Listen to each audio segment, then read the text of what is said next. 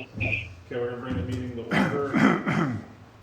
We'll start with, first committee tonight will be Public Works. Thank you, Mr. President. As of present time, there's nothing due or pending in Public Works. The minutes are on file. Last meeting was on the 10th of March. The next meeting will be on the 14th of April. Yeah, meeting adjourned at approximately 6:04. Okay. What's that? Public Works isn't tonight. I have the fourth, it's Rules, Ethics, Ordinance, Parks and Recreation, Planning and Finances tonight. Planning. Rules, Ethics and Ordinances are first. We're doing, we're gonna do finance last, but we do rules next. And, Let's start with rules. yeah, we'll go, Yes? yes. Okay, we'll convene rules at 6:03. And we do have a quorum. The only thing we have in the file is something that's been discussed now for a couple of months with the police and the law department regarding some requested changes to our ordinances as they affect motor vehicles, junk vehicles, trucks, trailers, maintaining grass, destroying weeds, trimming and maintaining vegetation. There have been some issues with determining which department might be responsible for certain kinds of citations, certain enforcement procedures, and so the law department has redrafted a proposed set of ordinances to clarify and better define the differences between the two departments as to what their various responsibilities are. I have a package here in front of me. I don't believe that the other two members of the Rules Committee have seen these as yet. Please correct me if I'm wrong. But we do have the chief here and we have our assistant law director here, so I'd invite them to make some comments about at least the necessity for these changes. I would then propose that if everybody understands on the committee and is in agreement with doing so, I would make a motion to put them on the next agenda. Council then can debate them as a whole. We can let them go 3 readings over the forthcoming 6 weeks, make whatever adjustments we feel are necessary. But I can tell you that having worked on this earlier in the year, this has been a long time coming, and it is necessary to better define the relationships between these departments. So with that, I would invite either our assistant law director or our chief of police to approach and make such comments as you feel might be appropriate. Mr. Chairman, Council, there's no mic. What's that? Should we buy a microphone? Okay. Yeah, here. There's no mic there. Mr. Chairman, Council, what we're talking about here is something very simple in the sense that we're amending Section 11, which is pretty much the minimum maintenance code. The way our code is set up, and most of you have been in council know, Section 3 is the traffic offenses, and Section 5 is the general offenses like disorderly conduct, trespass. In there is junk vehicles. Those sections, Section 3 and 5, are what the police cite under. But there's some sections in Section 5 that the building department would like to cite under, like junk vehicles, vehicles being stored on lawns. So they're citing, in the past they were citing under the police codes, which is really, the police cite under Section 5. So what we've done is we've taken these codes that they'd like to use and we put them into Section 11. Section 9 and Section 11 of our codified ordinances are the building and zoning codes. Those are the codes that they use. And Section 11 primarily, or 1143.04, I can never forget that because that's our minimum maintenance code. That's what we're talking about. So that way, they're not really interfering on the province of the police. Those are really the police ordinances, you know. So with that said, all we did was take the sections, go through building, and we talked to the chief about it, and we moved them over to Section 11. and kept some of them under Section 5. If the police want to cite on a junk vehicle, they could, but the building department's got their own code section under their own section of the codified ordinances. 9 and 11 are for building, 3 and 5 are for police. Any questions? Tom? I thought maybe you had one. No? Yeah, I do. Can I? Sure. 'Cause I'm on the committee. Yeah, go ahead. And I want to thank Councilman Delaquila for doing this, because I started pushing some of this a year ago, maybe longer. In fact, Norm worked on it a little bit too. Well, that's a good idea, and thank you. you Yeah, know? the one question that always seemed to be an issue in I don't know if it's an issue in all cities, but it certainly was here, is that there are building code violations, but do they have the enforcement of the police department behind them if they don't comply? In other words, I know that there were some issues with cars that weren't quote-unquote junk, Right. but they were abandoned or they were inoperable. They'd been sitting, you know, they were later model vehicles, but they'd been sitting around without plates on them, maybe with flat tires for years. But they weren't junk per se because they were still operational. Well, that is a great question. And then the building department was having trouble, because of the way the codes were written, having trouble getting the police department to cite the property owners Right. or the owner of the vehicle. So, I mean, will this alleviate that issue or help with it anyway? Yes, it will help with it because the building department can go out and do it. And I think we should put it on for a first reading because some of these ordinances are not only minor misdemeanors, but they're misdemeanors of the 2nd degree, 3rd degree, and 4th degree, which means they carry a jail sentence, which gives the judge or the magistrate the power to say, okay, as part of your sentence, I'm going to remove your car. Okay. And in the past, it's been difficult. I can cite to you one instance was Jasinski's on Kunzer. They had a car, it was abandoned, no plates, and we had to have a combined effort of the police and building to tow the car. Yeah. Now, building could take it under its own matter, charge it, and then come into court and say, don't even need the police. Your Honor, I want it removed. Judge issues an order, police go out and, the police will follow any court order. So, Okay. yeah. Go out and hook it up and it'll be out of there. Yep.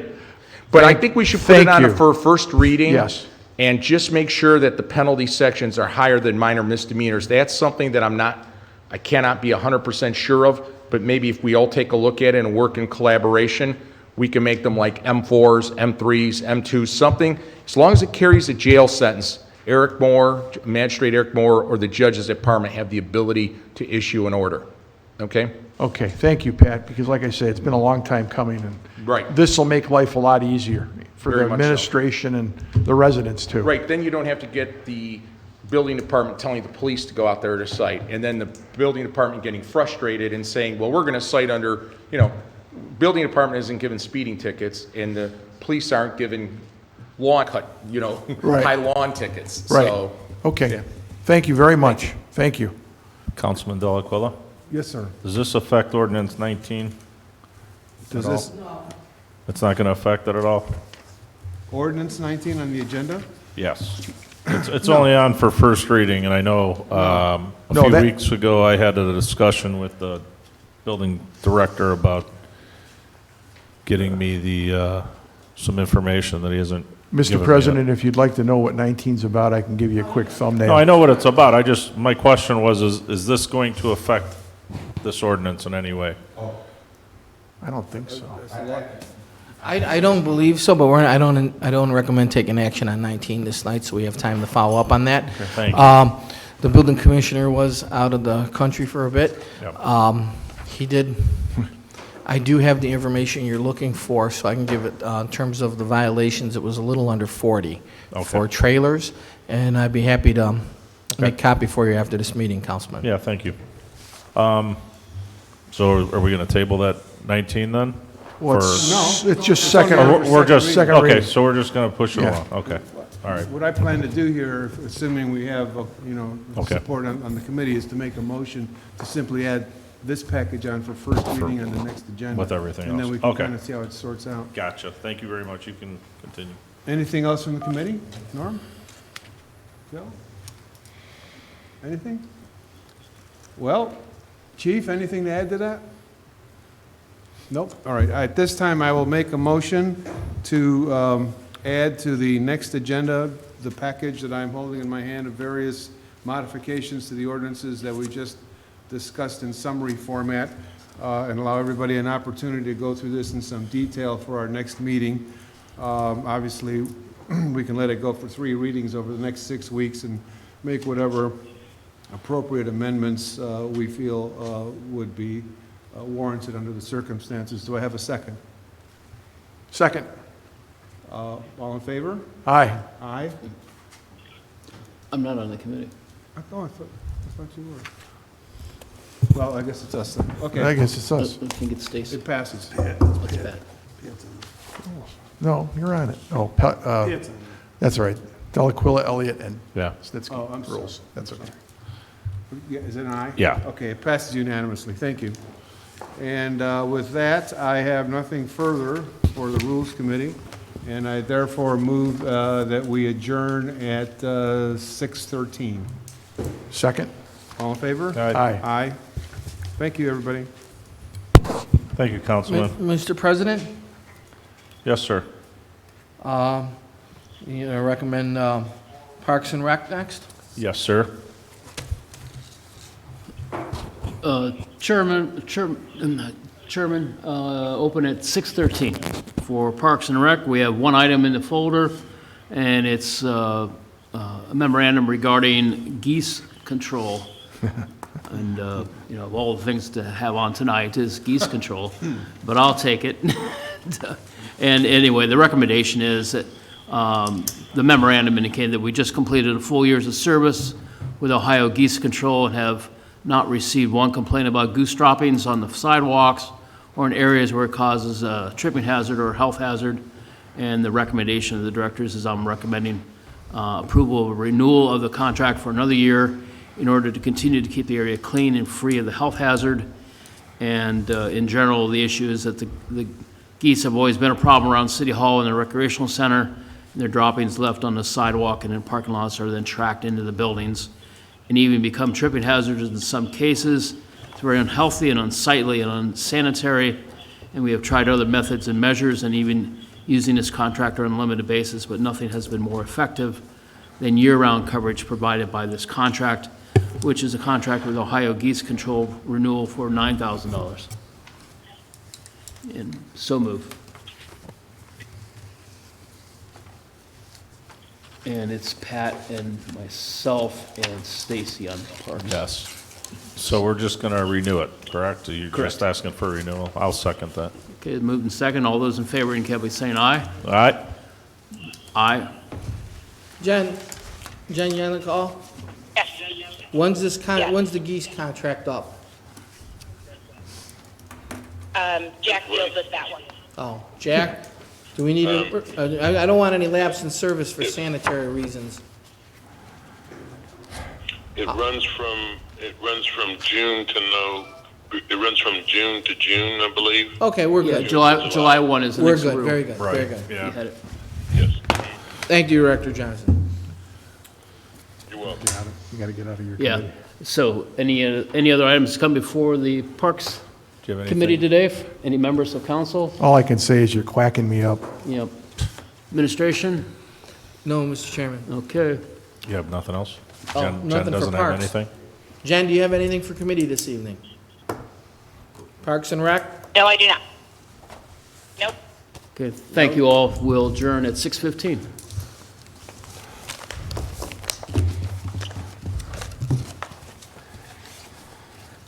Okay, so Planning, zoning? planning and Mr. zoning. Snitsky. Planning, zoning, economic development is in at 6:16. I have nothing in my folder. Couple updates. It looks like I am impressed as heck, as I've had a little bit of time off here because I haven't been able to teach. I've gone over and gone to Burger King a couple times for lunch and sat in the parking lot there and watched them tear down the Kmart. My goodness, they are just unbelievable. It's gone. I mean, it was gone in like 2 days. So that's very impressive. I don't know whether you want to wait till miscellaneous or you want to do this now, but I want to speak to Hemlock a little bit. I think, why don't we do it now? We have about 45 minutes, and I don't All right. see finance going that I long. have, you know, you're all aware of this to some degree or the other. I have been, as you know, kind of the lead person on the Hemlock Creek project.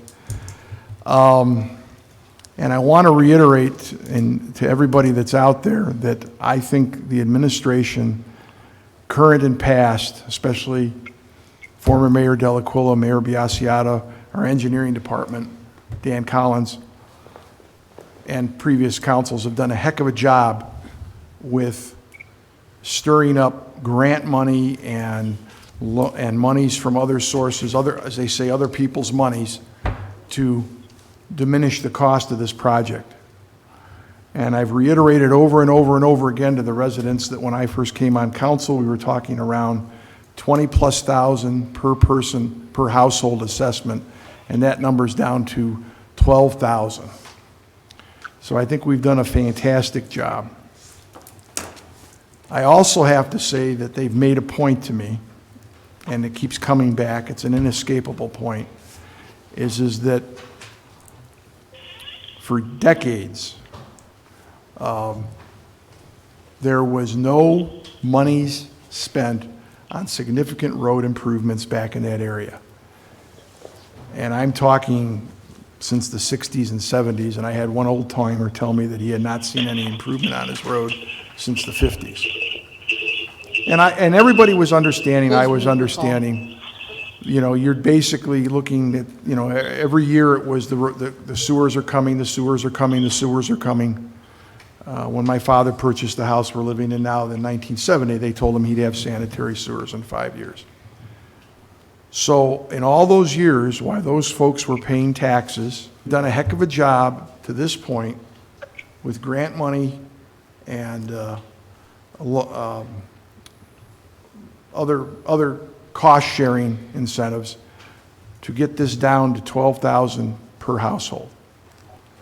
But I also think there's a point to be made that based upon the long period of time that it's been with no road improvement, that it might be fair and reasonable for the city to consider kicking in more monies to the project. I don't think they can specifically designate it to roads, but they can specifically designate it to the project as sort of a makeup for the roads being left the way they were for so long. So I'm just presenting this to my colleagues. I'm one voice. I'd like to have it looked at to see if we can fit it into the budget, to see if we can afford it, to see if it's reasonable. Only because I've been asked, and it's an inescapable fact that's true. So I'm leaving it out there to my colleagues. I was going to pass this out because it does show the breakdown for the project. Do you have an extra copy, sir? Yes, sir.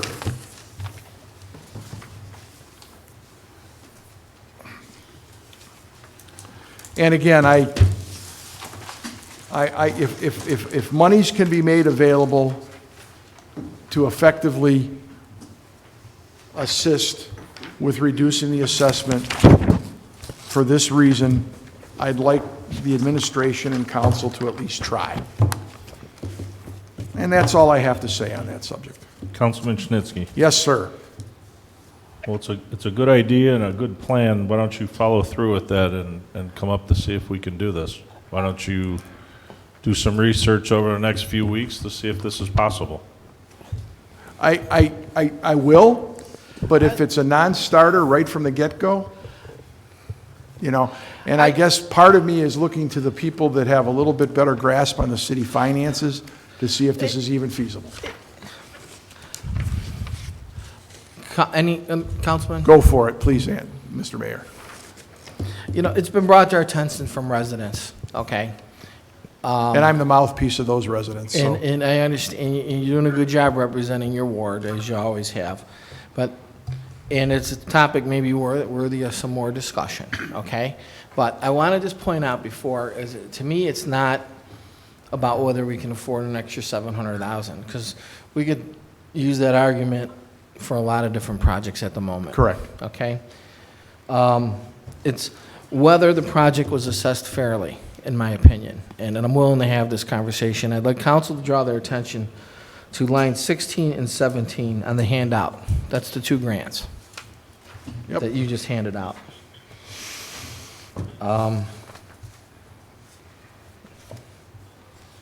Okay, there's another line here. I mean, this was 3 years ago, and I didn't have this in advance, I apologize. There's another line where we did put in a couple $100,000 where we contributed from the general fund. But Correct. specifically, I want to talk about 16 and 17 real quick. In 16, the OPWC grant for $2.4 million, that was allowed to be applied to the sewers and pavement and one other thing.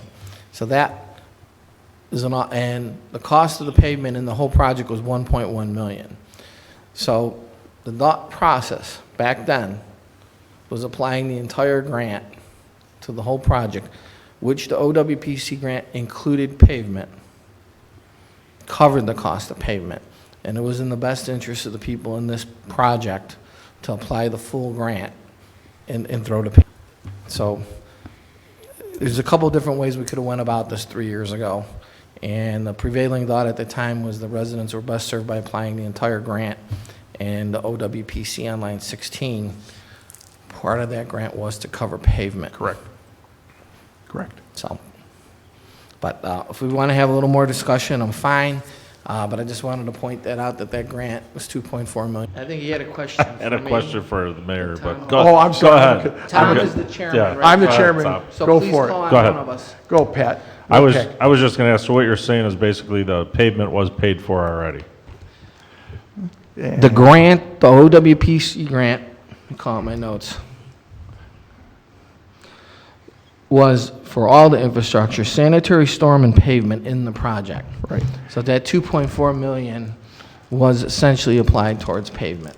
If I may. Okay. It's very, very, and I've been involved with this for a very long time. It's very difficult to segregate out in the grant, in the whole lump sum, this is for this, and this is for that, and this is for this, and this is for that.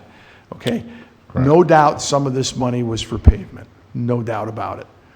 And no doubt that part of the process in these things has always been that you get assessed for improvements to the pavement. The point that I'm making is that it's been since the 60s that any of these streets had any real improvement. Understood. So, you know, and we did it. I mean, me, the former mayor, the current mayor, this council, previous council, we did one heck of a job getting grant money to fill up this project. I mean, again, I've told people this a couple times. I was scared to death to talk about this. At one point, it was well over $20,000 per resident, per residential property. We've gotten this down to 12. And that's why I think we did well by them. We did great. And we got to benchmark other assessed projects like Skyview. Yep. You know, now that we have a little bit of extra money, we're going to go back and apply to the other streets that were in the 20s and thousands. And I'm not being unsympathetic. If somebody No. came to me and said I had to write for a check for $12,000, I'd be sweating bullets just like everyone else. Yeah. So I have complete empathy. Yep. But I got to look at the 12,000 resident view and the decisions that we all collectively made. Most of the people on this dais were here at this time, well, maybe not most. But I'm all for continuing the conversation. But Yep. I wanted everybody that wasn't here to be aware of some of the facts as I see them. That's all, sir. Thank you. That's it. Thank you. And go ahead, sir. I was just gonna say, I'm willing to look into this more. Okay. The more you look into it, the more I All right. agree with you. Okay. I think also you've got to consider, if you look at line 18, Cleveland Water Department cost, there was a new water line put in, which also is not coming entirely from city money. Right. Right. So it actually is not just 3.5, it's more like 4.6 million already. Right. And then you look at the city portion. But again, we didn't have to spread it out the way we did. but we chose to give the residents the benefit of all that money.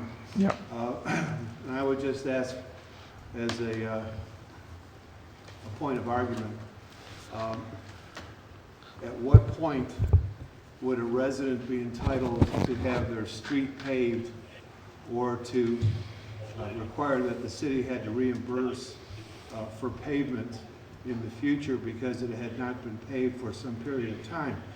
The project, as we know, was 305 houses. It was the last project that was required as part of a settlement agreement with the federal government. We could have been fined up to $10,000 a day if we didn't go forward with this project. We knew all along that we were going to have to do this project, which is the reason why the streets were not completely resurfaced, although there was maintenance done on them over that period of time. So just as a point of argument, at what point, how many years would it be appropriate or inappropriate for a resident to wait for the street surface in front of their home to be resurfaced? And I'd add to that, the resident doesn't own the street. The street is owned by the city. So every resident of the city and non-residents drive arguably on that street. Yeah, I get your point. Nobody wants to look at a crumbling street in front of their home. But the argument you're making implies that there is some number of years after which the city would be responsible for not paving a street in front of a home. And if that's the case, I can't accept that. Yeah. But if you have something that points to that, I'm willing to listen to it. Well, I guess my intention here is to at least look at, see what, if any, amount of money can be put towards this, because these folks are going to be getting hit with this assessment at some point in the next 6 months, a year. And once that happens, it doesn't matter how effective we are with planning, zoning, and economic development monies coming in the future. It matters, but we can't really help diminish their assessment at that point. But again, we're looking at 4.6 million already when you factor in the Cleveland Water Department. 4.6. And 1.5 from the city, 1.6 from the city. Again, we didn't have to apply all that money I to know. this project. I know. There you go. No, I'm sorry. I'm hearing you, and I'm not sure that it's a highly subjective thing that, you know, at what point does a resident say you have a responsibility to pave my road? I think you can make it the other way, Mr. Delaquila, is that when it goes from the 50s and 60s, and there hasn't been any major improvement, yes, we've patched roads, but when you go from the 50s and 60s, I think that, and other roads have been paved 2-3 times in that period using general fund tax money. I think you can at least make a point that the residents have a point that they deserve a little bit of extra in that instance. The point can be made, but the resolution is in the 4.6 million. Okay, and I'm not disagreeing with you. I'm just, Okay, Councilman Present. Martin? Thank you. I really can't believe this is being presented, actually. You may be a sounding piece for the residents in this particular area where you're involved with it, but I'm going to tell you, there's been more than enough funding given to a project that should never have been expected to receive this high level of funding from local sources and grants. It's ask everybody else within the Seven Hills community who already paid their $20,000 and $25,000 assessment when they purchased their lot and their home originally. The difference is those payments were made up front. This is a situation where the payments for approval of a parcel are made at the end of the process. But everyone has paid, and paid this and much, much more, in fact, in double. It was nearly $50,000 for the piece in front of my home, where I live. And now to ask the residents in Wards 1 and Wards 2 and Wards 4 and the rest of Ward 3 that are not impacted directly by this court-ordered project to be the ones to bear the burden for an improvement of a street when already the city has gone above and beyond what they should have actually done to make this funding. We should be susceptible actually for criticism actually for having gone so far to improve their parcel with sanitary sewer as required by the health departments and the federal edict. And it's fair. That's the fairness. Everyone across this community has faced the same burden and continue to face that burden, and this should not be separated out specially for that. And my second point is that these type of funds to be looking at projects of this nature and this size in light of what is occurring right now within our society in this country of the virus situation, this community needs to be focused on July 1st, knowing what impacts we're going to have on the revenue side. Will we have reduced income tax collections? Will we have less percentage of collections of property taxes? Instead of 98% collection, will be 92%. But it's the income tax decrease and all the other impacts that flow through the community that we don't know about at this point in time. So this is, in my opinion, is no time to be taking on any additional burdens. We've got plenty in the hopper already, and that's my opinion in regard to the matter. And I appreciate it. I appreciate it. I would say to your first point, yeah, I hear you. To your second point, unfortunately, again, because the assessments are going to come through here in the next 6 months to a year, as a representative of my ward and the people in Hemlock, I don't really have a choice but to at least bring it up at this point. Sure. Okay? If it's going to be brought up at all. So, Okay. anybody else? Thank you, Councilman Martin. Thank you, Tom. I think I don't know if the mayor, if you had a reply, are you good? No, I am good at this time. Okay. If we have further discussion, I'll bring additional Okay. documentation. Okay. Like I said, I wanted to point out the OPWC grant was in part set aside for Okay. payment. Thank you. Right. Well, like I said, I told the people, my friends and neighbors in that area, I'd bring it up. They have a point, but the question is the point forceful enough, I guess is the word. And that's it. That's all I have for PZB&E. And I will end the committee meeting at 6:34. Do I have a second? Second. All in favor? Aye. We're out at 6:34. All right, thank you.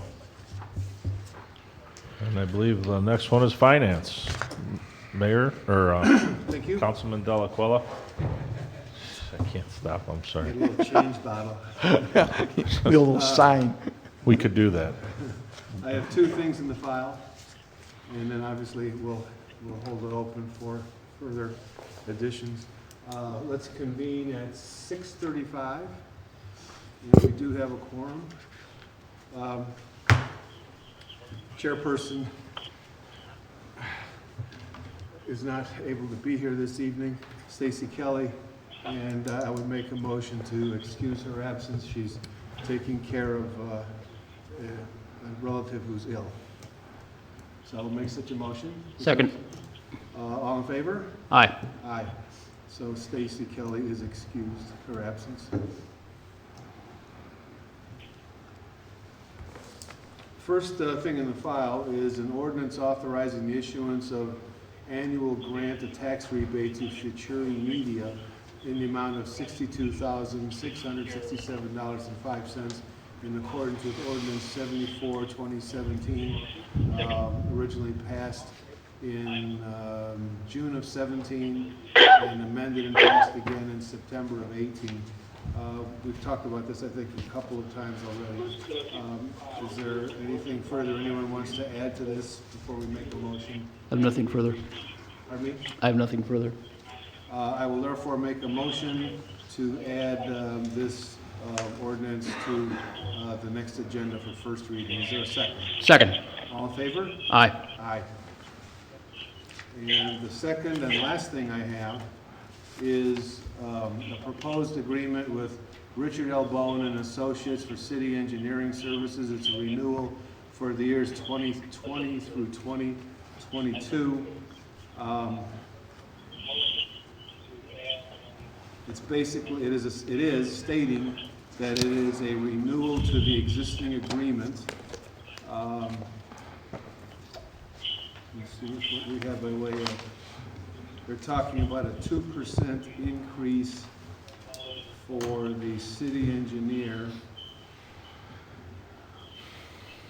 So for the city engineer, they're proposing an increase from May of 2020 at $25,500 to $26,010.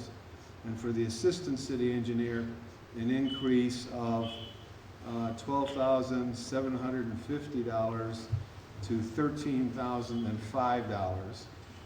So 2% increase there. I'm paging through the contract. And those numbers are reflected in the contract, but I don't see any revisions in the contract per se that I have. I don't have the Mr. old- Collins, I'm I'm sorry. Mr. I don't Chairman? have the old contract to compare it to. So, Mr. Collins, you on the call? Mr. Chairman, may I? yes, please. It's my understanding that the contract and all other terms have remained the same. Our only difference is our assistant engineer and engineer will get a 2% raise this year and a 2% raise next year. Currently, the engineer makes $25,000. He'll go to $25,500 next year. The assistant makes $12,500. They'll go to $12,750. And then another 2% in 2021. Okay. But all other terms remain the same. Well, any comment on that? No comments. All right, with that representation, then, I will make a motion to pass this out of committee with the request that it be placed on the next agenda for a first reading. Second. All in favor? Aye. Aye. Does anyone have anything else to present to the Finance Committee this evening? No response, so with that, I will make a motion at 6:39 to adjourn. Is there a second? Second. All in favor? Aye. Aye, and we are adjourned at 6:39. Thank you, everybody. Can we get Todd? Yes.